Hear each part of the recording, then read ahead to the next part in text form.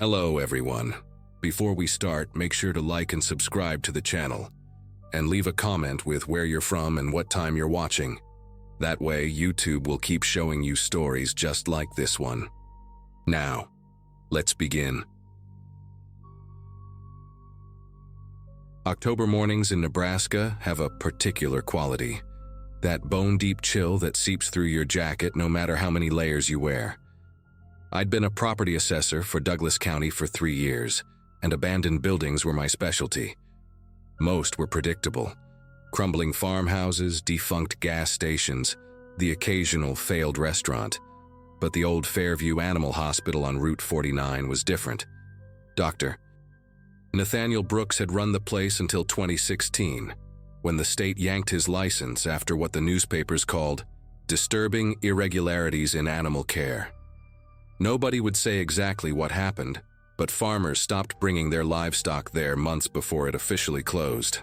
That Tuesday started like any other assessment. I parked my Jeep Cherokee on the cracked asphalt lot, weeds pushing through every gap like skeletal fingers. The building squatted there, a single-story brick structure with faded blue trim and windows covered in plywood. My clipboard had the basics: 4,200 square feet, built in 1987, zoned commercial. What it didn't mention was the smell. Even from outside, there was this thick, sweet odor that made me breathe through my mouth. I grabbed my flashlight and camera, standard equipment for these jobs. The front door hung open about 6 inches, its lock mechanism completely torn out. Strange, considering the property had supposedly been secured by the bank. Inside, my flashlight beam cut through the darkness, revealing a reception area frozen in time. Magazines from 2016 still fanned across a coffee table, and a calendar on the wall showed May of that year. A golden retriever puppy grinning eternally at nothing. But it was the reception desk that made me pause. Someone had arranged dozens of small animal collars in neat rows across its surface, each one labeled with a pet's name in shaky handwriting. Whiskers, Duke, Princess. Fresh handwriting, not faded. The ink looked maybe a week old. My job required documenting everything, so I snapped photos, trying to ignore how each collar was meticulously cleaned and polished. The hallway beyond reception stretched into darkness, lined with examination rooms on both sides. I checked the first 2, standard equipment covered in dust, nothing unusual except for that persistent smell getting stronger. It was in the 3rd room that I heard it, a low humming, almost like a lullaby, coming from somewhere deeper in the building. Not mechanical, definitely human. My assessment checklist suddenly seemed less important than finding out who else was in this supposedly abandoned clinic. The smart move would have been to leave right then, call the sheriff's department. But I'd been doing this job long enough to know squatters were usually just homeless folks seeking shelter. I decided to announce myself, maybe help whoever it was find proper resources. "Hello?" I called out, my voice echoing off the tile walls. "I'm with the county assessor's office. The building's not safe. I can help you find somewhere else to stay." The humming stopped immediately, replaced by a shuffling sound, like someone dragging something heavy across the floor. Then a voice, thin and reedy, drifted from the back of the building. "They're sleeping. Please don't wake them. They need their rest after surgery." Every instinct told me to turn around, but I kept moving forward, following the hallway as it curved toward what the blueprint had marked as the surgical suite and kennel area. The door to the kennel room stood ajar, and the smell hit me like a physical wall. Decay mixed with industrial disinfectant, so strong my eyes watered. Through the gap, I could see rows of steel cages, most with their doors hanging open. But some were occupied, not by living animals. Inside were shapes. Bundles wrapped in surgical gauze and duct tape, roughly the size of cats or small dogs. Each cage had a water bowl filled to the brim and a name card taped to the bars. The flashlight beam caught movement in the corner. A man, maybe 60, wearing a filthy lab coat. He was hunched over one of the lower cages, carefully arranging what looked like kibble in a food dish next to one of those wrapped bundles. He turned toward me slowly, and I'll never forget that face. His eyes were bloodshot, pupils dilated, and his cheeks were sunken like he hadn't eaten properly in weeks. But it was his expression that made me take a step back. Pure joy, like a grandfather seeing his grandchildren. "Oh, wonderful. Are you the new veterinary assistant? Doctor?" Brooks said someone would come eventually. He stood up and I noticed dark stains covering his coat, some old and brown, others fresh and red. I've been maintaining the schedule perfectly. Feeding times, medication, exercise periods, though they've been very tired lately. The surgery was hard on them. My hand found the door frame for support as he began walking toward me, reaching into his coat pocket. "I need to show you the charts. Each one has specific dietary requirements." What he pulled out wasn't charts. It was a fistful of crumpled notebook pages covered in incomprehensible scrawls, dates that made no sense, medicine dosages for drugs I'd never heard of. He kept advancing, and I kept backing up, trying to keep my voice steady. "I'm not a vet assistant, I'm just here to assess the building. Maybe we should step outside and talk." His face changed then, the joy draining away like water from a broken cup. "No, no, no. You're one of them, aren't you? The ones who want to take my patients away. They said someone would come." Before I could respond, he lunged forward with surprising speed for someone who looked so frail. His fingers, yellowed and cracked, grabbed my wrist with desperate strength. "You can't have them. I promised Dr. Brooks I'd keep them safe until he came back." I yanked my arm free and stumbled backward into the hallway, but he followed, now shouting. 7 years. 7 years I've been here taking care of them. Feeding them, cleaning them, talking to them." He gestured wildly toward the kennel room. "They trust me. Buttons meows when I come in every morning.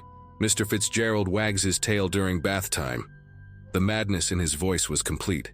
He genuinely believed those wrapped, rotting bundles were living animals.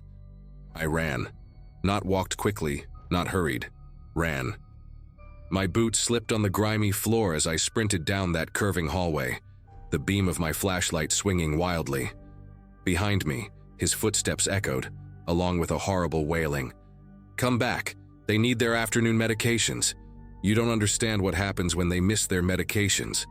I burst through an exam room, looking for another exit, and found myself in what must have been the surgery suite. On the operating table was another bundle, this one partially unwrapped. What I saw inside made me bite my tongue to keep from screaming. I won't describe it. I can't. But whatever Dr. Brooks had been doing to those animals before he lost his license, this man had been trying to continue it or reverse it, or God knows what. The surgery suite had a rear door, a fire exit with a push bar that gave way when I slammed into it. The alarm should have sounded, but the system was long dead. I tumbled out into the overgrown lot behind the building, brambles tearing at my clothes. The man appeared in the doorway behind me, silhouetted against the darkness inside, clutching one of those wrapped bundles to his chest like a baby. "Please," he called after me, his voice breaking. "Please don't tell them I'm here. They'll take my babies away. I'm all they have left." I didn't stop running until I reached my Jeep, fumbling with the keys, checking the mirrors to make sure he hadn't followed.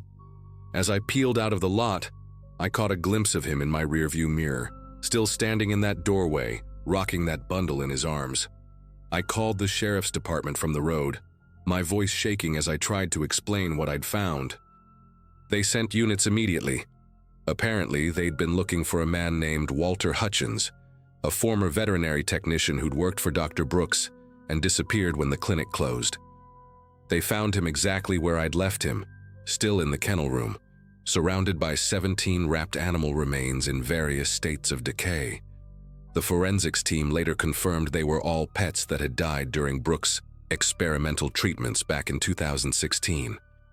Walter had been breaking in, stealing them from the freezer where they'd been stored as evidence, and caring for them as if they were alive. He's in a psychiatric facility now. They say he still asks about his animals every day, worried about who's feeding them.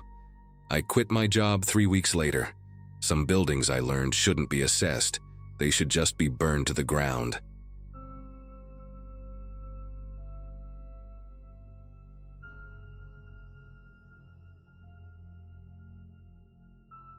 3 years have passed since that night at Millbrook Middle School, and I still wake up screaming. I was 23 then, drifting through life with a communications degree that meant nothing and a hobby that meant everything. Urban exploration wasn't just something I did. It was who I was. Every abandoned building in a 50-mile radius knew my footsteps. My crew consisted of me, Jason, and Chloe, and we'd been breaking into forgotten places since high school. That August evening in 2016 started like any other expedition. We met at the old gas station on Highway 42, loaded up on energy drinks and beef jerky, checked our flashlights twice, and headed for the school that had been closed since 1998. The place had a reputation among explorers as being completely stripped and boring, but Jason had heard rumors about a sealed basement that nobody had managed to find. Millbrook Middle School sat on 12 acres of overgrown land, its red brick facade barely visible through the kudzu that had claimed most of the building.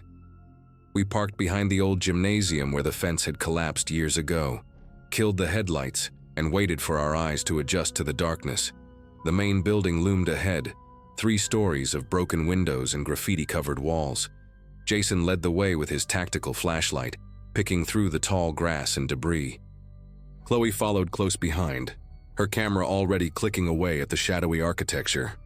I brought up the rear, scanning for any signs of security or other explorers.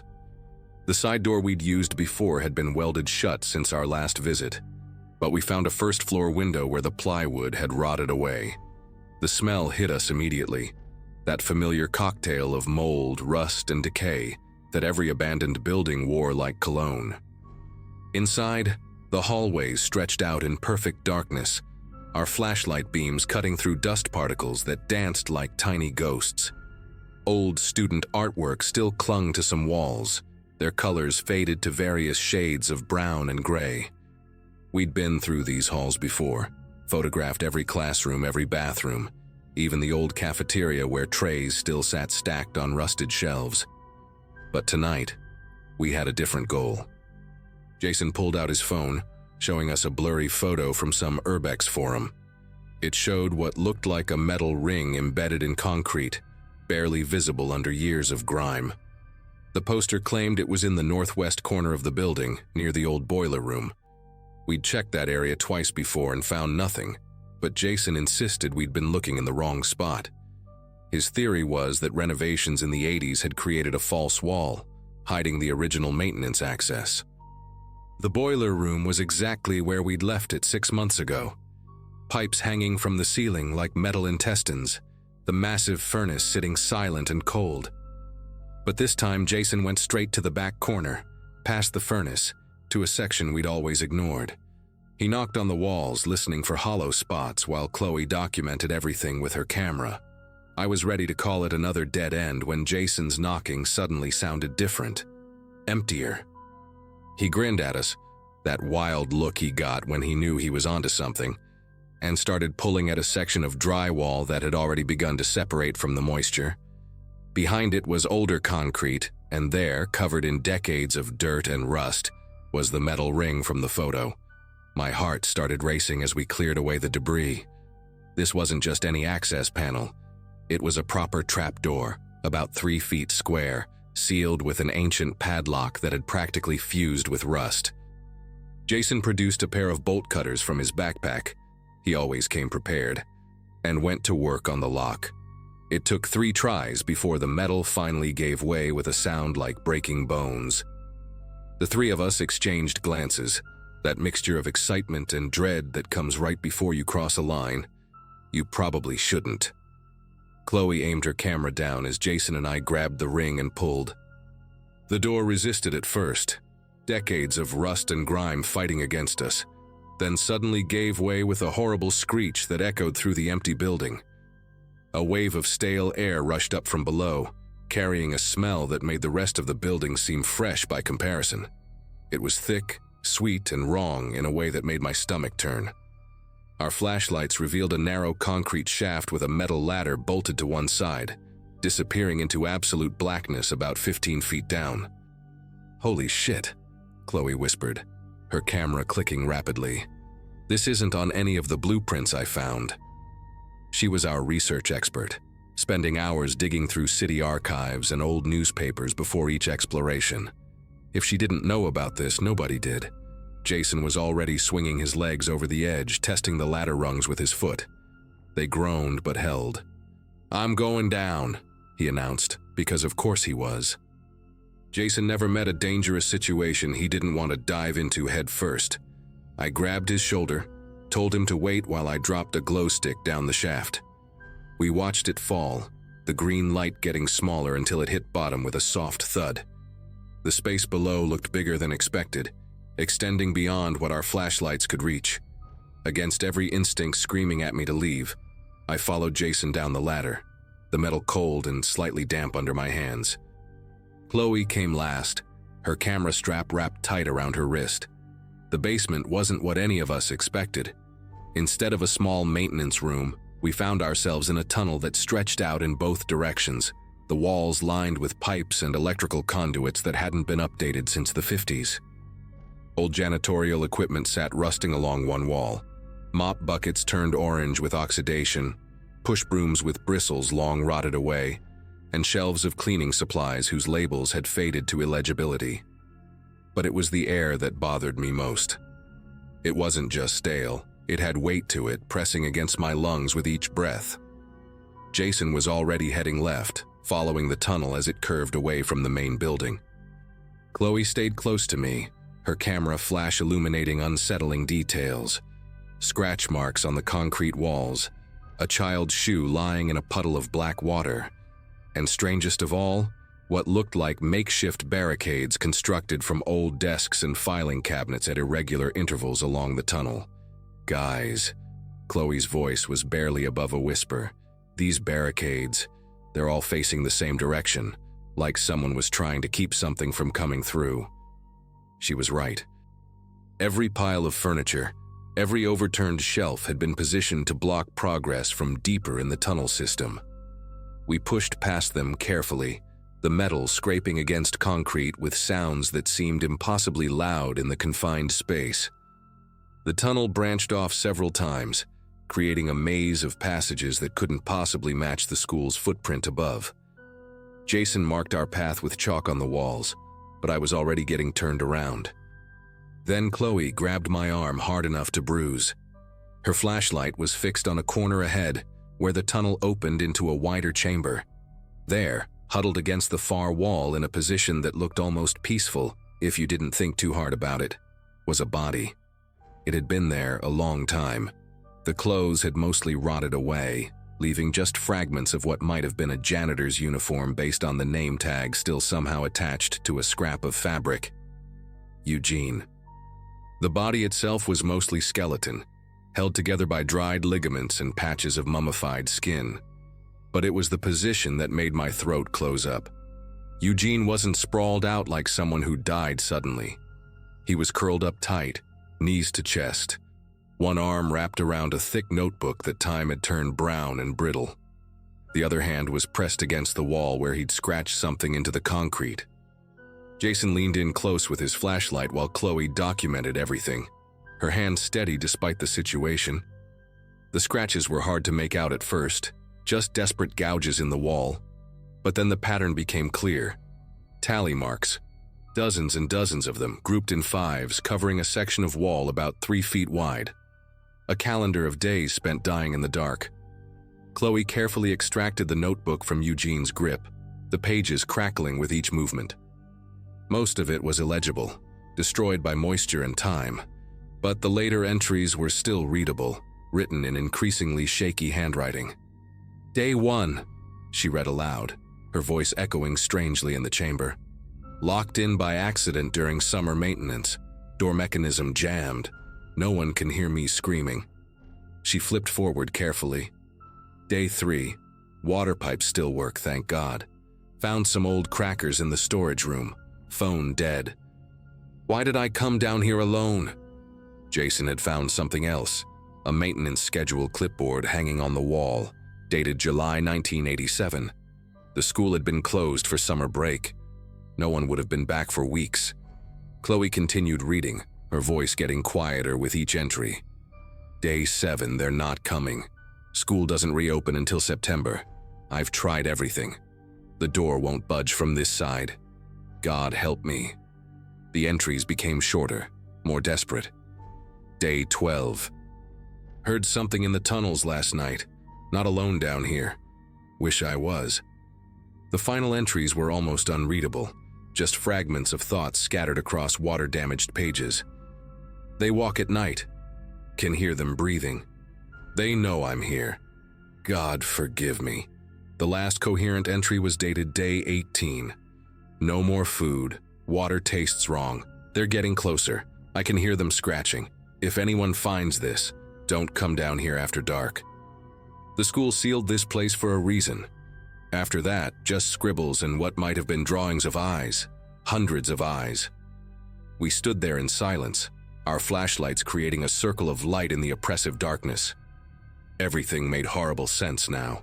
The sealed trapdoor, the lack of any records about this tunnel system, the barricades Eugene had built in his desperation. Whatever had been down here with him, the school administration had decided it was easier to seal it away than deal with it. They'd locked Eugene in with it, either by accident or on purpose, and simply erased this place from history. Jason wanted to explore deeper into the tunnels, follow them to wherever they led, but Chloe and I voted him down.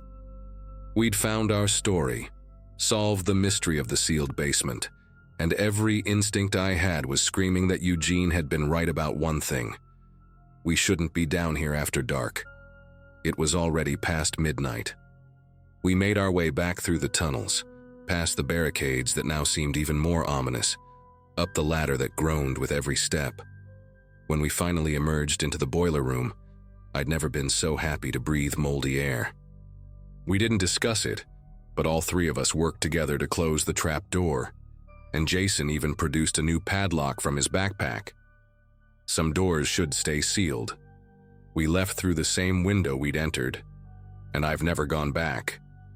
The school was demolished 2 years later, the land sold to developers who built a strip mall. I wonder sometimes if they found the tunnels during construction, if they discovered whatever Eugene had been hiding from. I hope they had the sense to leave it buried under concrete and commerce. But on quiet nights, I still think about those final diary entries, about Eugene dying alone in the dark with something watching him. And I remember the one detail that haunts me most. When we'd first opened that trapdoor, the ladder rungs were damp. In a tunnel system that had been sealed for 30 years, they should have been bone dry.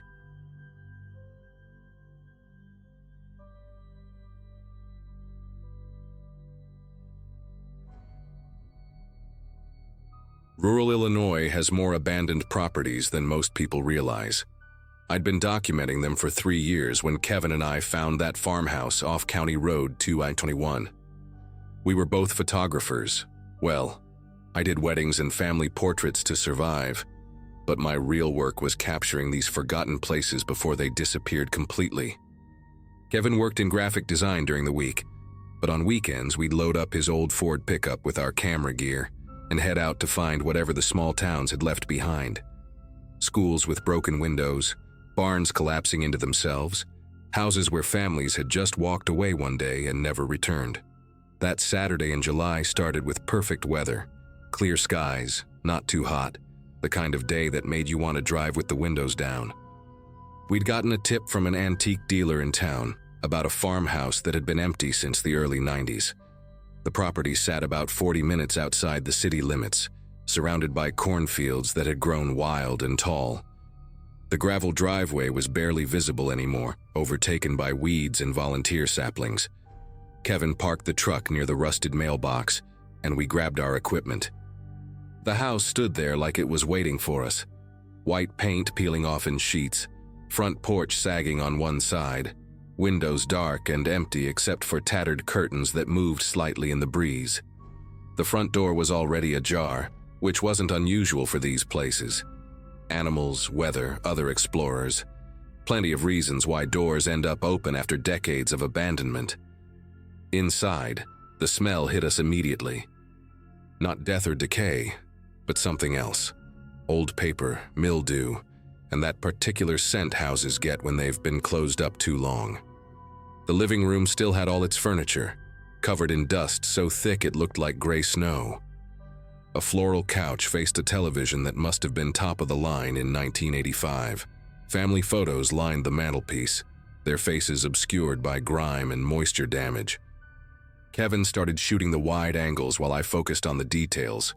A coffee mug still sitting on the side table, newspapers yellowed with age, a pair of reading glasses left on the arm of a recliner.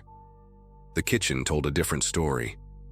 Unlike the living room's preserved stillness, this space showed signs of hasty abandonment. Cabinets hung open, dishes scattered across the counters, a pot still on the stove with something dark and unidentifiable crusted inside.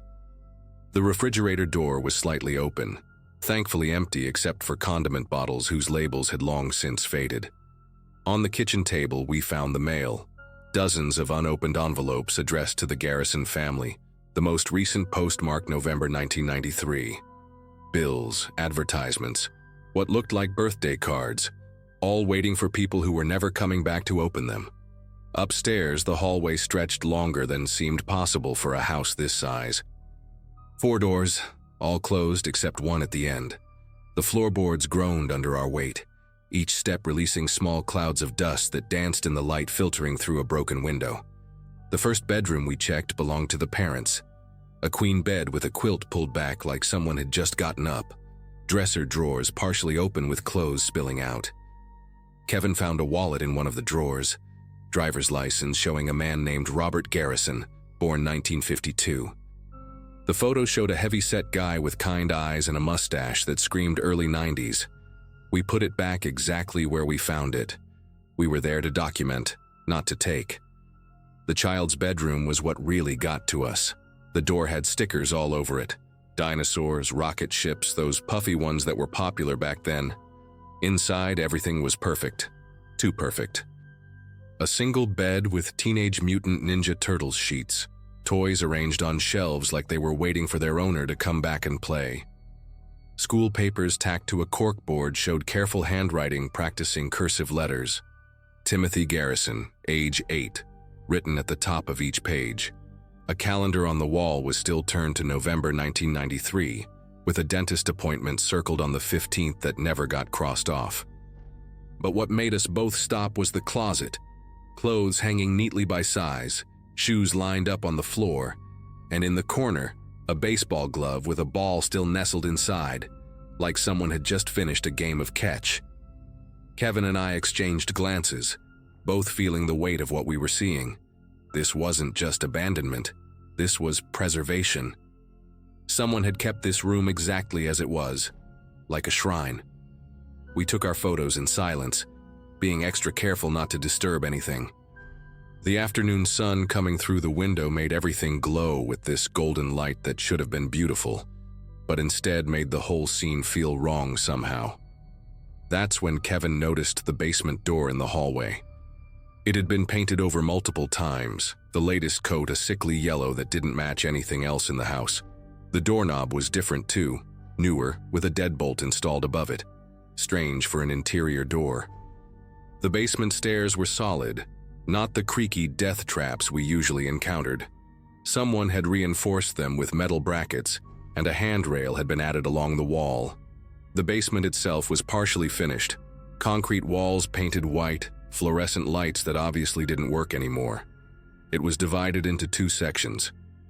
The first part looked like it had been used for storage, holiday decorations in labeled boxes, old furniture covered with sheets, the usual basement accumulation of life. But the back section was different. The concrete floor there looked newer, smoother, and someone had built a small room with drywall that didn't quite reach the ceiling. The door to this room was padlocked, but years of moisture had weakened the wood around the hasp. Kevin gave it a solid pull, and the whole mechanism came free from the rotting frame. Inside the room, the smell was different, earthier, with an undertone of something chemical. The space was maybe 8 by 10 feet, empty except for a wooden work table pushed against one wall. The table had dark stains on its surface, and scratch marks that looked deliberate, like someone had been counting days. But it was the floor that drew our attention. In the corner, several boards had been cut and fitted back together. not quite flush with the rest. They came up easily when Kevin pried at them with his pocket knife. Underneath was a shallow space, maybe 2 feet deep. At first, we thought it was just dirt and old rags down there. Then I saw the shoe, a small sneaker, the kind with lights in the heel that kids loved in the early 90s. It was wrapped in what had once been a blanket, now mostly rotted away. Neither of us wanted to unwrap it further, but we didn't have to. Parts of the blanket had deteriorated enough that we could see what was inside. Small bones, delicate and white against the dark fabric. A tiny hand, fingers curled like they were holding something precious. The air in that room suddenly felt too thick to breathe. Kevin stumbled backward, knocking into the table, and that's when we saw the underside, covered in photographs held up with yellowing tape. All of them showed the same boy from upstairs, Timothy, but these weren't family photos. These were taken from a distance, through windows, from behind trees. Someone had been watching him. In one photo, he was playing in a yard with other children. In another, walking to school with a backpack too big for his small frame. The last photo showed him getting into a car, smiling at whoever was driving. We left everything exactly as we found it and got out of that room fast. My legs felt like water as we climbed back up the stairs. The house that had seemed merely abandoned before now felt actively hostile, like it was pressing in on us from all sides. Every shadow could have been hiding something. Every creaking board sounded like footsteps. We didn't even pack our equipment properly, just grabbed what we could carry and headed for the door. But as we passed through the kitchen, Kevin grabbed my arm and pointed at the calendar hanging by the phone. November 1993, just like upstairs. But this one had different dates circled. The 8th through the 14th with vacation written across them. The 15th, the day of Timothy's dentist appointment, had been crossed out with red marker.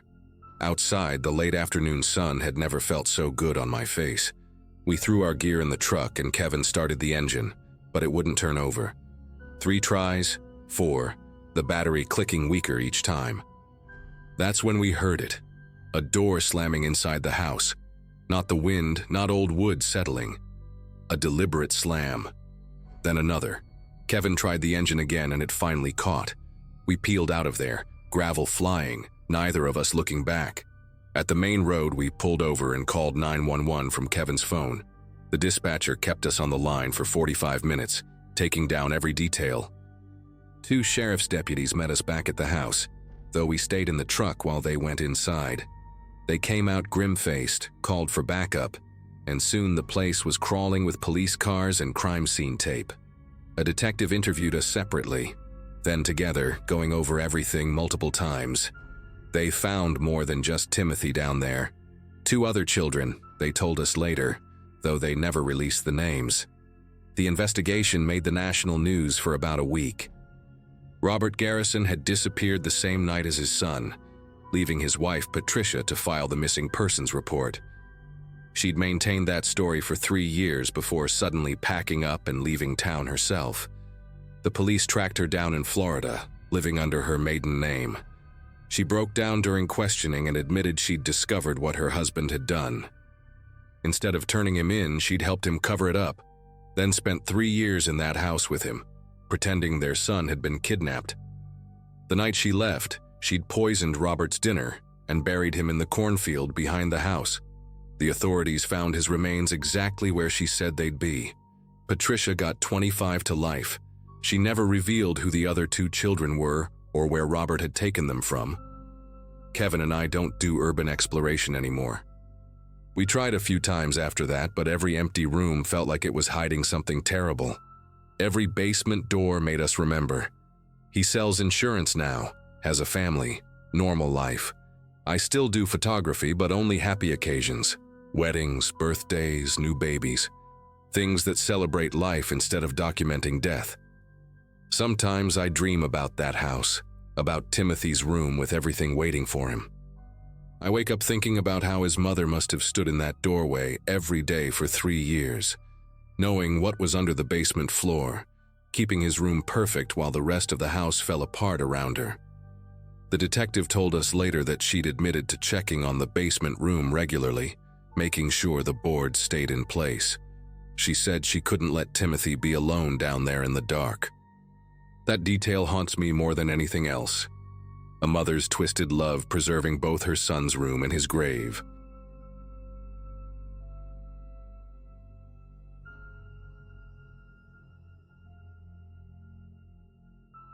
Last Thursday changed everything for me. I'm a freelance photographer based in Michigan, and I'd been working on this series about forgotten industrial spaces for almost 6 months. You know how some people collect stamps or vintage records? Well, I collect images of places society left behind. Factories, warehouses, processing plants. There's something haunting about capturing the decay, the way nature slowly reclaims what humans abandon. I'd already documented 17 locations across the state, and I thought I'd seen it all. Old machinery covered in rust, graffiti-covered walls, broken windows letting in streams of dusty light. But nothing, absolutely nothing, prepared me for what I found at the old Grandview meat processing facility on the edge of town. The building sat about 12 miles outside the city limits, surrounded by overgrown fields and a chain-link fence that had seen better days. I'd gotten a tip about it from another urban explorer on Instagram who said the place had been shut down since 2014 after some kind of financial scandal. Perfect for my project, I thought. I arrived around 2 p.m., parking my beat-up Subaru behind some trees so it wouldn't be visible from the road. The afternoon sun was harsh, casting long shadows across the crumbling parking lot. Weeds pushed through every crack in the asphalt, and the main entrance doors hung open like a mouth frozen mid-scream. The smell hit me first. Not rot exactly, but something stale and chemical, like old bleach mixed with rust. I adjusted my camera strap, checked my flashlight batteries, and stepped inside. The main processing floor stretched out before me, massive and empty except for the skeletal remains of conveyor systems and meat hooks dangling from tracks on the ceiling. My footsteps echoed in the silence, each sound bouncing off the walls and coming back distorted. I started shooting, capturing the peeling paint, the rust patterns that looked like dried blood in the afternoon light filtering through broken skylights. As I moved deeper into the facility, I noticed doors along the back wall, heavy metal ones with industrial latches. Cold storage, I figured. Most meatpacking plants had rooms like these for keeping products fresh. But something about these doors made me pause. They all had padlocks on them, which wasn't unusual for abandoned places. But these locks weren't old or rusted. They looked relatively new, maybe only a few years old at most. I tried the first 3 doors, all locked tight. The fourth one, though, had its padlock hanging open, the hasp pulled back like someone had been there recently. I pushed the door open with my shoulder, and the hinges groaned loud enough to make me jump. Inside, my flashlight beam cut through the darkness, revealing a small room, maybe 8 by 10 feet. The walls were concrete, and the temperature dropped at least 20 degrees from the main floor. But it wasn't the cold that made me stop breathing for a second. It was the scratches, deep gouges in the concrete walls, starting about 3 feet from the floor and going up to almost 6 feet. Not random marks. These were deliberate, desperate, like someone had tried to claw their way out. My flashlight beam trembled as I swept it across the walls, counting dozens, maybe hundreds of these marks, some with what looked like dried blood still embedded in the grooves. That's when I noticed the corner of the room. There was an old mattress, stained and moldy, pushed against the wall. Scattered around it were empty food cans, generic brands, the labels faded but still readable. Beans, soup, canned fruit. A plastic bucket sat nearby, and I don't need to tell you what that was probably used for. But the worst part, the thing that made my legs turn to jelly, was the chain. A heavy industrial chain, maybe 10 feet long, bolted directly into the concrete floor with a massive eye bolt. The other end had a shackle, the kind that locks around an ankle or wrist.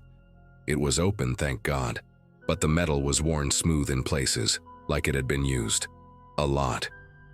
I backed out of that room so fast I nearly tripped over my own feet, my heart hammering against my ribs like it was trying to escape my chest. I should have left right then. Every instinct in my body was screaming at me to run, to get back to my car and never look back. But I didn't. Maybe it was morbid curiosity, maybe it was the photographer in me thinking this was important to document, but I kept going. I checked 2 more rooms. Both had the same setup: scratched walls, mattresses, empty food containers, and those horrible chains. In the second room, I found something else. A notebook, water-damaged and barely holding together, tucked under the mattress. Most of the pages were illegible, but I could make out a few entries. Dates from 2013, desperate notes about needing to get clean, promises to pay back money, and then nothing. The entries just stopped. I took photos of everything, my hands unsteady but determined. This wasn't just urban decay anymore. This was a crime scene. I was heading back toward the main floor when I heard it. Footsteps, slow, deliberate, coming from somewhere deeper in the building. Not the random creaking of an old structure. These were definitely footsteps. I clicked off my flashlight immediately and pressed myself against the wall, trying to control my breathing. The steps got closer, then stopped. In the silence, I could hear my own heartbeat and something else, a low humming, like someone absent-mindedly humming a tune. It was coming from the direction of the loading dock area, maybe 50 feet away. I had 2 choices: try to sneak past whoever it was to get to the main entrance, or find another way out. The humming started moving again, and this time it was definitely coming my way. I made my decision and slipped through a side door into what looked like an old office area. The office was a maze of overturned desks and filing cabinets, everything covered in a thick layer of dust except for a clear path through the middle. Someone had been using this route regularly. I followed it, moving as quietly as possible, until I reached a window that overlooked the back parking area. It was painted shut, but I could see my car through the grimy glass, just a few hundred feet away. Behind me, I heard a door open and close. The humming had stopped. I grabbed a rusty letter opener from one of the desks and started working on the window frame, prying at the layers of old paint. Each scrape sounded impossibly loud in the silence. The window finally gave way with a crack that echoed through the room. I didn't wait to see if anyone heard it. I squeezed through the opening, scraping my arms on the frame, and dropped the 6 feet to the ground outside. I ran. Not the kind of dignified jog you might do for exercise, but a full-on sprint through the overgrown lot, thorns tearing at my jeans, my camera banging against my hip with each stride. I could hear shouting behind me now, angry voices, more than one person. I didn't look back. I reached my car, fumbled with the keys for what felt like hours but was probably only seconds, and threw myself into the driver's seat. The engine turned over on the first try, thank God, and I peeled out of there, gravel spraying behind me. In the rearview mirror, I saw 2 figures emerge from the building, but I was already hitting the main road, my speedometer climbing past 70 on the narrow country lane. I didn't slow down until I reached the highway, and even then, I kept checking my mirrors, expecting to see someone following me. No one did. I drove straight to the police station downtown, my arms still bleeding from the window escape, my whole body shaking with adrenaline. The desk sergeant looked skeptical at first, another urban explorer with a wild story, but his expression changed when I showed him the photos on my camera. Within an hour, I was giving a formal statement to 2 detectives who seemed very interested in what I'd found. They asked me to email them all the photos and made me go through everything 3 times, taking notes the whole time. One of them, Detective Brennan, finally told me what I'd stumbled into. The building had been on their radar for a while, he said. They'd had reports of people going missing, mostly folks with addiction issues who owed money to the wrong people. The trafficking ring would grab them, lock them in those cold storage rooms, and keep them there until their families paid up or they worked off their debts. Not everyone survived the wait. The police raided the facility that same night. I found out later from Detective Brennan that they arrested 3 people who'd been using the place as some kind of twisted detention center. They were low-level muscle for a larger operation, apparently, keeping watch on the building and maintaining their sick setup. The detectives said they found evidence of at least 12 people who'd been held there over the years. though they were still trying to track down what happened to all of them. Some had been released after paying their debts, others had been moved to different locations, and a few, well, they were still investigating. The notebook I'd photographed helped them identify one victim, a woman named Carla, who'd disappeared in 2013. Her family had been searching for her ever since. They never found her body, but at least now they had some answers. The detective thanked me for coming forward, said my photos were crucial evidence, but he also gave me a stern warning about trespassing in abandoned buildings. I could have been the next person chained in one of those rooms. It's been a week now, and I still can't sleep properly. Every time I close my eyes, I see those scratches on the walls. Imagine the desperation of the people who made them. I've put my urban exploration project on hold indefinitely. My friends in the photography community think I'm overreacting, but they didn't see what I saw. They didn't stand in those rooms and feel the weight of all that suffering. I keep thinking about the notebook, about Carla and the others who were kept there like animals. The detective called yesterday to let me know they'd made more arrests and found connections to similar operations in other states. He said my discovery might have saved lives, that they were able to shut down the ring before more people got hurt. I guess that's something. But I still wake up at night sometimes, thinking about that humming in the darkness, wondering what would have happened if I'd been just a little bit slower getting out that window. I know one thing for sure. I'll never look at abandoned buildings the same way again. Sometimes places are abandoned for a reason, and sometimes those reasons are still there, waiting in the dark.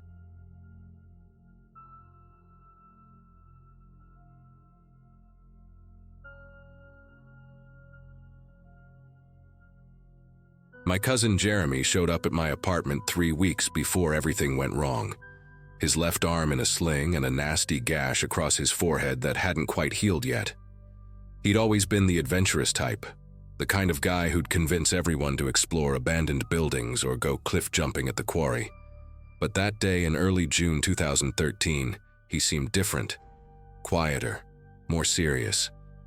I was folding laundry in my tiny studio apartment when he knocked, and the first thing he said when I opened the door wasn't hello or how have you been.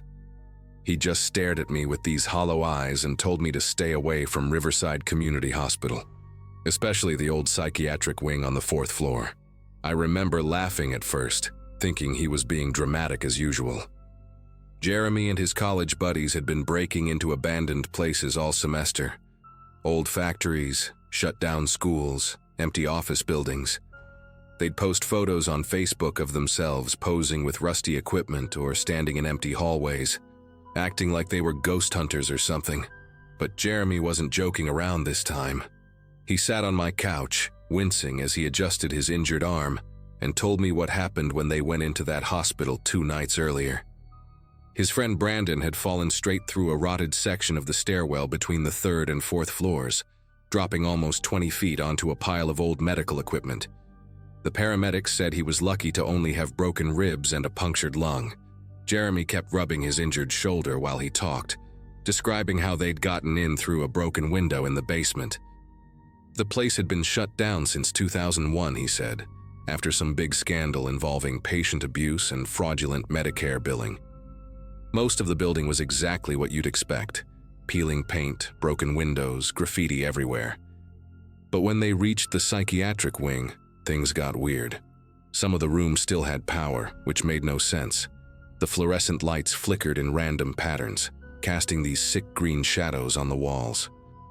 They found patient files scattered across the nurses' station, papers that should have been destroyed or archived years ago. Names, diagnoses, treatment notes, all just lying there like someone had been reading through them recently. The worst part, according to Jeremy, happened right before Brandon's accident. They were heading toward the stairwell when they heard the elevator ding from somewhere above them. Not just any mechanical noise, the actual arrival chime, clear as day. They all froze, listening to the cables groaning and shifting inside the shaft. Jeremy swore they could hear the elevator moving between floors, stopping and starting like it was picking up passengers. That's when Brandon decided to bolt for the stairs, moving too fast in the darkness. The wood gave way under his weight with this sickening crack, and suddenly he was gone, screaming all the way down. Jeremy and the others had to use their phones to find a way down to him, terrified the whole time that the elevator doors would open behind them. I should have listened to Jeremy. God knows I should have just nodded, promised to stay away, and actually meant it. But 3 weeks later, I was sitting in my friend Megan's car with her, our friend Anthony, and this new girl named Veronica who'd just moved to town. We were bored out of our minds on a Thursday night, and Anthony kept talking about how his older brother used to party in the abandoned hospital back in high school. Megan was all for it, saying she'd always wanted to see inside. I tried to tell them about Jeremy's warning, about Brandon's accident, but Anthony just laughed and said my cousin was probably exaggerating to keep the place to himself. Veronica backed him up, saying she'd explored tons of abandoned buildings back in Ohio and never had any problems. Before I knew it, we were parking behind the old loading dock, our headlights cutting through the overgrown weeds. The basement window Jeremy mentioned was still broken, though someone had cleared away most of the glass. We slipped inside one by one, our phone flashlights creating dancing shadows on the moldy walls. The smell hit me immediately. This mix of decay, old chemicals, and something else I couldn't identify. Kind of sweet but wrong, like fruit rotting inside a medicine cabinet. We made our way through the lower floors pretty quickly, taking photos of old wheelchairs and examining faded signs pointing to different departments. Radiology, cafeteria, administration, all dead and silent. But when we reached the 4th floor and saw the sign for the psychiatric wing, my whole body tensed up.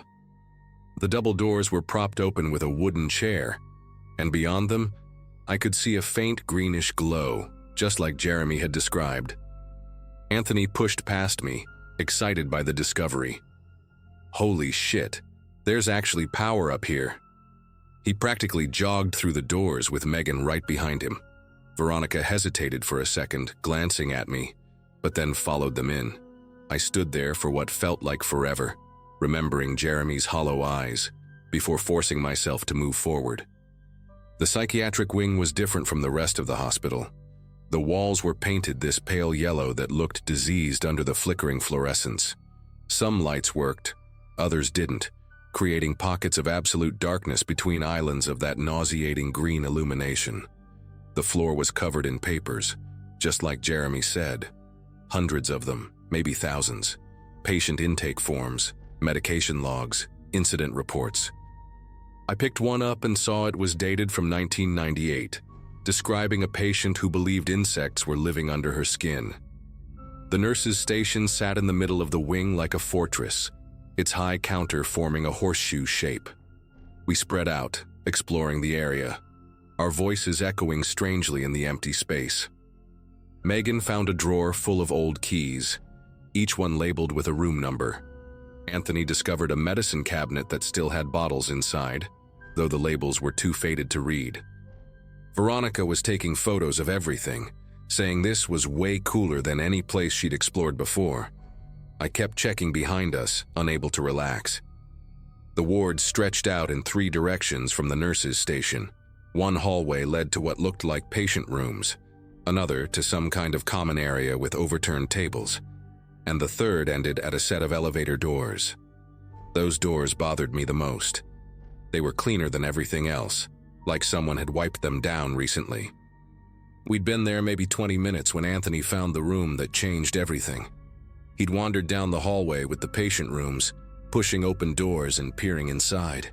Most were empty except for metal bed frames and torn mattresses. But then he called out, his voice different, higher, uncertain. We hurried over to find him standing in the doorway of room 413, his phone light illuminating the strangest thing I'd ever seen. The room was set up like someone was still living in it. The bed was made with clean sheets, a navy blue blanket tucked in at the corners. There was a pitcher of water on the nightstand, condensation beading on its surface like it had just been filled. 3 books sat stacked beside it, their spines uncracked. On the wall, someone had taped up dozens of photographs, all showing the same elderly woman at different ages, from childhood through what looked like her 80s. Before any of us could process what we were seeing, we heard it. The elevator chimed. Not a distant echo or our imagination. The clear electronic ding of an arriving elevator. We all turned toward the sound, watching those two clean doors at the end of the hallway. The up arrow above them glowed orange, impossibly bright in the gloom. For about 3 seconds, nobody moved. Then we heard the mechanical rumble of doors sliding open. No footsteps followed, no voices, just the soft hum of the elevator waiting. Megan grabbed my arm hard enough to leave bruises. Anthony took a step backward, bumping into Veronica. The elevator chimed again. That patient, electronic sound that meant the doors were about to close. Then, from somewhere inside that open elevator came a sound that made my chest go tight. It was breathing. Slow, wet breathing, like someone with fluid in their lungs. We ran, not in any organized way, just pure animal panic. Anthony shoved past me, Veronica screamed, and Megan pulled me so hard I nearly fell. We crashed through the psychiatric wing doors, our footsteps thundering on the old linoleum. Behind us, I swear I heard that elevator chime again, followed by the rumble of movement between floors. We didn't take the stairs where Brandon had fallen. We found another stairwell near the administration wing and flew down them 3 at a time. Nobody spoke until we were outside, gasping in the parking lot beside Megan's car. Our hands shook as we piled in, and Megan fumbled with her keys for what seemed like hours. As we peeled out of that place, I looked back once and saw something that still makes me nauseous. On the 4th floor, in one of the psychiatric wing windows, a light turned on, then another, then another. Room by room, the windows lit up in sequence like someone was walking down the hall flipping switches. We never talked about going to the police. What would we even say? But I had to know more. I spent the next 2 days researching Riverside Community Hospital online, digging through old newspaper archives and public records. What I found made everything worse. The hospital's power had been officially disconnected in December 2002, over a decade ago. The city records showed it clearly, final termination of all utilities, including the backup generators. But there was more. In 1999, 2 years before the hospital closed, a patient named Eleanor Voss had died in room 413 of the psychiatric wing. She'd been admitted for severe dementia and passed away at age 84. The newspaper mentioned she'd been at Riverside for 30 years, making it her home. The investigation into her death revealed she'd been dead for 3 days before anyone found her. 3 days in that room, alone, while the staff went about their routines. The article included her photo, the same elderly woman whose pictures covered the wall of room 413. I couldn't let it go. Something about Eleanor Voss dying alone in that room, forgotten for days, kept gnawing at me. I convinced Jeremy to come with me to visit Brandon in the hospital. He was recovering, but still pretty banged up. When we told him what we'd found, his face went pale. Turns out when he'd fallen through the stairs, he'd landed in what used to be the hospital's records room. While waiting for the ambulance, barely conscious, he'd seen something in the scattered files around him. Death certificates, dozens of them, all from the psychiatric wing between 1995 and 2001. All listing natural causes or heart failure, but all discovered days after death. The place had been systematically neglecting patients for years before the Medicare scandal broke. Brandon had grabbed one of the certificates in his delirium. He still had it. Eleanor Voss wasn't alone. There were at least 40 others who died forgotten in that wing. 2 months later, I saw in the local paper that Riverside Community Hospital was being demolished. The city had accelerated the demolition after structural concerns were raised by anonymous tips. I suspect Jeremy might have made some calls.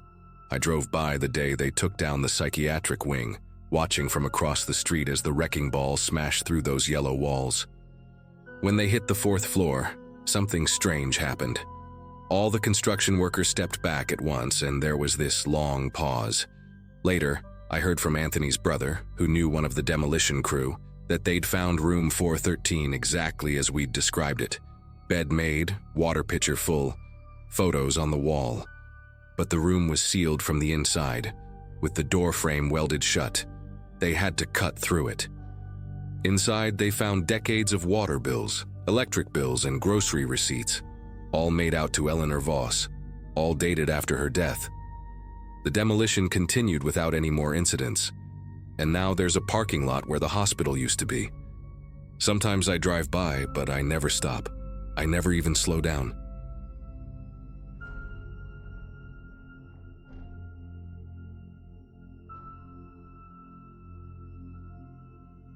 Four years have passed since that Thursday in November, and I still wake up at 3 a.m. sometimes, remembering the smell. Old wood, mildew, and something else. Something that shouldn't have been there. I was 34, running Brenner Construction out of a small Colorado town where everybody knew everybody. My crew and I had just scored the contract to renovate the abandoned Harrington estate into some fancy boutique hotel. The California investors paying for it had deep pockets and bigger dreams. They wanted the whole place gutted but the bones preserved. Typical rich people stuff. Maria, my wife, had made my favorite breakfast that morning. Scrambled eggs with green chili, toast cut diagonal the way our daughter Sophie liked it. Normal morning, normal day ahead. Or that's what I thought as I loaded my truck with sledgehammers and crowbars. The Harrington place sat on 12 acres of overgrown land, its Victorian towers piercing through a canopy of diseased elm trees. Nobody had lived there for at least 20 years, not since old man Harrington died, and his kids fought over the inheritance until lawyers ate up most of the estate's value. My crew that day was small but solid. Carlos, my foreman who'd been swinging hammers beside me for 6 years, and two newer guys, Mike and Terrence. We'd been tearing through the east wing for 3 days already, pulling down horsehair plaster and yanking copper pipes from the walls. Every room we cracked open released this thick, stale air that made your lungs burn. The kind of air that had been sitting still for decades, fermenting with mouse droppings and rotting insulation. Around 10 a.m., we reached the basement access in what used to be the kitchen pantry. The wooden stairs groaned under our boots, each step sending up clouds of gray dust. I led the way with my flashlight. The electrical had been cut years ago. The basement was exactly what you'd expect. Stone foundation, exposed joists overhead, cobwebs thick as cotton candy. We'd mapped out most of it during our initial walkthrough, but Carlos noticed something that morning we'd missed before. Behind a massive oak shelving unit on the north wall, there was a gap. Not just a crack from settling, but a deliberate space, like the shelves had been placed there to hide something. When we muscled the unit aside, the wood scraping against concrete sounded like fingernails on stone. Behind it was a wall that didn't match the rest. Newer concrete, maybe poured in the 90s based on the color and texture. Amateur work too, uneven, with trowel marks still visible. Mike knocked on it with his knuckles and we all heard it. Hollow. There was space behind there. Carlos and I exchanged glances. Renovation, you find all kinds of weird stuff. Hidden safes, old love letters, sometimes even Prohibition-era liquor stashes. But this felt different. The hair on my arm stood up, though I couldn't say why. We decided to open it up. Had to anyway if we were doing a full renovation. I grabbed the sledgehammer, told the guys to stand back, and took the first swing. The concrete crumbled easier than it should have. Whoever built this wall hadn't used rebar or proper mesh, just poured concrete like they were in a hurry. After 5 good swings, I'd opened a hole big enough to shine my flashlight through. The beam cut through the darkness and landed on something that made my throat close up. A metal cot, the kind you'd see in an army surplus store, with leather straps attached to the frame. The mattress was stained dark in places, fabric rotted through to expose rusted springs. But that wasn't the worst part. Bolted to the wall were chains, heavy ones ending in manacles sized for wrists and ankles. The metal was scratched and worn smooth in places like they'd been pulled against over and over. I stepped back and Carlos took a look. I heard him whisper a prayer in Spanish. We made the hole bigger, careful now, nobody talking. The room was maybe 8 by 10 feet, concrete floor and walls, no windows. Besides the cot and chains, there was a bucket in the corner. I won't describe what was in it. And a small wooden table. On the table sat 3 things that made everything real in a way I wasn't ready for. A hairbrush with long brown strands still tangled in the bristles, a stack of notebooks wrapped in plastic, and a Polaroid camera. Terrence reached for the notebooks, but I grabbed his wrist. "Don't touch anything," I said. "This is a crime scene." My voice came out steadier than I felt. Mike was already backing toward the stairs, saying he needed air. I didn't blame him. The smell coming from that room wasn't just mold and decay. It was something worse. Fear and suffering soaked into the concrete itself. I called 911 from the basement, my cell barely getting 1 bar of signal. Told them we'd found something during renovation. Possible crime scene. Send whoever handles this kind of thing. The dispatcher kept me on the line, asking questions I couldn't answer. Within 20 minutes, the place was swarming with cops, then detectives, then crime scene techs in white suits. They pushed us out of the house, took our statements separately. Detective Morrison, a woman with short gray hair and eyes that had seen too much, asked me to walk her through everything. When I mentioned the notebooks, she got on her radio immediately. They needed someone who specialized in cold cases, she said. Those notebooks might be evidence from something that happened years ago. They kept us there for hours. Around 2 p.m., I saw them bring out the notebooks in evidence bags, handling them like they were made of glass. Carlos managed to overhear 2 techs talking, something about dates in the journals going back to 2008. That hit me hard. 2008 to now was 15 years. Someone had been in that room 15 years ago. The forensics team expanded their search, bringing in ground-penetrating radar and cadaver dogs. They wouldn't tell us anything, but I saw Morrison's face when she came out of the basement after reading some of the journal entries. She looked sick, angry, and sad all at once. By evening, they'd sectioned off the entire property with yellow tape. Our renovation was officially on hold, indefinitely. The story broke on the local news that night. Maria and I watched from our couch, her hand gripping mine as the reporter stood in front of the Harrington estate. Shocking discovery at historic property, hidden room, potential connection to cold case. The words blurred together, but then they showed a photograph that made everything stop. A young woman, maybe 19 or 20, with long brown hair and a crooked smile. Ashley Donovan, missing since May 2008 from Ridgefield County, 2 counties over. Last seen leaving her job at a bookstore. Her car found abandoned on a rural road. No leads, case gone cold after 2 years. I remembered that hair, the same color as the strands in the brush we'd found. Maria turned off the TV and we just sat there in silence. Morrison called me the next morning. Could I come to the station? They had questions about the property's history, previous owners, any renovations I knew about. I spent 3 hours in a small interview room, going over every detail I could remember about the Harrington family. The old man had died in 2002, I told her. His son James inherited the place but moved to California almost immediately. The other son, Philip, had contested the will but lost. After that, the house just sat empty. But here's what I remembered that seemed to catch Morrison's attention. Philip Harrington had worked construction back in the day. Would have known how to pour concrete, build walls. He'd left town around 2010, supposedly for a job in Nevada. Nobody had heard from him since. Morrison thanked me and said they'd be in touch, but I could see it in her eyes. They were putting pieces together. 3 weeks later, they arrested Philip Harrington at a trailer park outside Reno. The news showed his mugshot, a man in his 50s with dead eyes and a face that had hardened into something unrecognizable from the guy I vaguely remembered. The evidence from Ashley's journals was damning. She'd documented everything, how he'd offered her a ride when her car broke down, the drugged coffee, waking up in chains, months of captivity, planned escapes that failed, the slow realization that no one was looking for her in that house. The entries stopped abruptly in September 2009.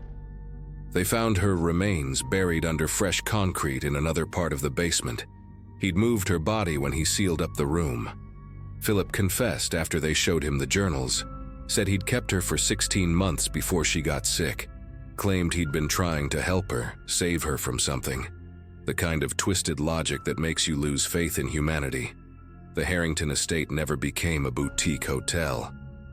After the trial, where Philip got life without parole, the property owners decided to demolish the whole structure. I heard they donated the land to the county for a memorial garden. Ashley's family came to town for the dedication.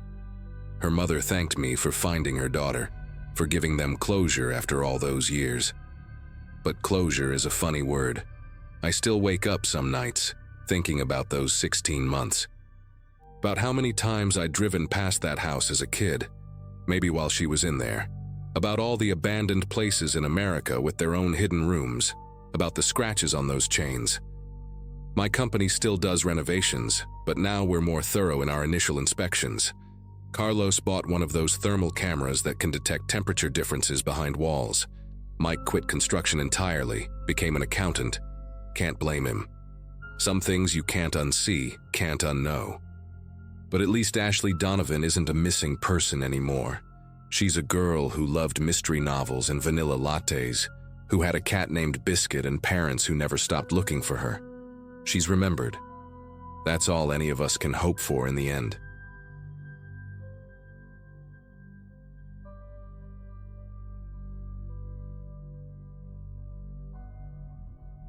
It was the tail end of spring break, and boredom had settled in like the humidity, thick and unshakable.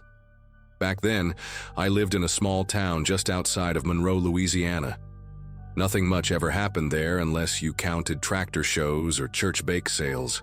I was 16, hanging around with my usual group, Eli, Derek, and Malik. We spent most afternoons riding our bikes down cracked back roads, pretending we were too cool to still live with our parents. That week, someone brought up the old juvenile detention center on Briar Hollow Road, and suddenly, we had a plan. Everyone in town had a different version of why the place shut down, but the common thread was that something bad happened in there. Real bad. The place had been abandoned since the early 90s, and kids whispered about staff beatings, disappearances, and lockdowns that went too far. Our parents always told us to stay away from it, said the building was unstable. That, of course, made it even more appealing. So one Friday afternoon, just before sunset, we stuffed flashlights into our backpacks, hopped on our bikes, and headed out. The building sat behind a sagging chain-link fence wrapped in weeds, the entrance half covered by plywood someone had tried and failed to nail shut. Inside, the air smelled like mildew and rust, thick with the kind of stillness that makes your ears ring. Graffiti covered most of the walls, some of it vulgar, some of it just names and dates. We found rusted bunk beds in rows, their mattresses long gone, just twisted metal frames and loose springs.